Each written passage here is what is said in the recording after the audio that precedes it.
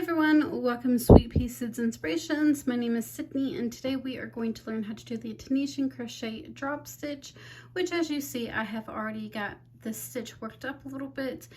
But to start the drop stitch, you will do your Tunisian foundation, which is where you chain up as many chains as you would like, and then you will draw up the loops in those chains and then do your return pass. So for the drop stitch, as you see, there is going to be these windows here, which is in between these stitches.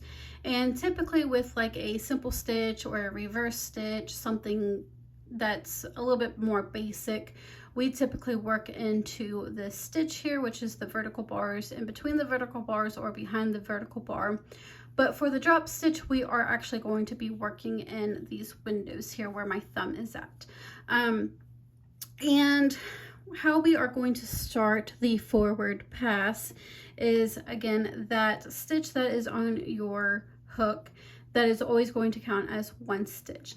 So to start the drop stitch, we are actually going to chain up one, and then that loop that is now on your hook, you're going to pull that up a little bit, and depending on how much you pull up is going to determine on how long that stitch is going to be. So after you get that stitch to where you want it, we are going to go into that window and we are going to draw up another loop, and then we are going to pretty much chain one and draw up a loop, making sure those are about the same length. And so that is how we do a drop stitch. So again, we are going to go into that window, we are going to draw up a loop, go ahead and make like a chain one, and then you are going to adjust that loop to your desired length. And that is what we are going to continue doing for our forward pass. So again, draw up loop, chain one, and then adjust your loop to your desired length. So go ahead and continue repeating that until you have got to the end. So again, go ahead and draw up a loop, chain one, and adjust your loop to whether you need it looser, tighter, however you want your drop stitch to look.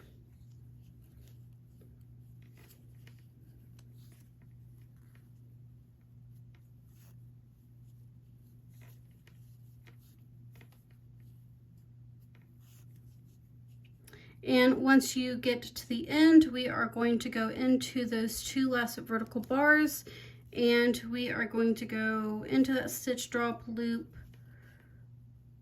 make a chain one, and then adjust that loop to your desired.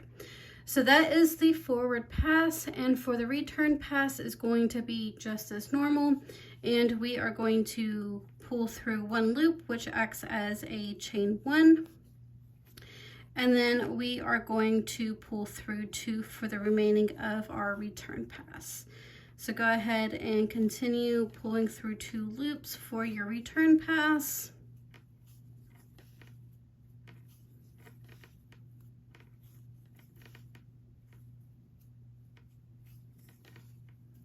Until you only have one loop left on your hook.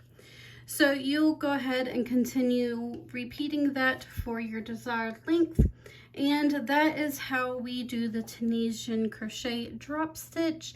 If you enjoyed this tutorial, don't forget to give this video a like, share, comment, or subscribe. If you have any questions, comments, or concerns, you can feel free to email me, which will be down in the description box. And I hope you all have a wonderful day, and I will see you guys next time.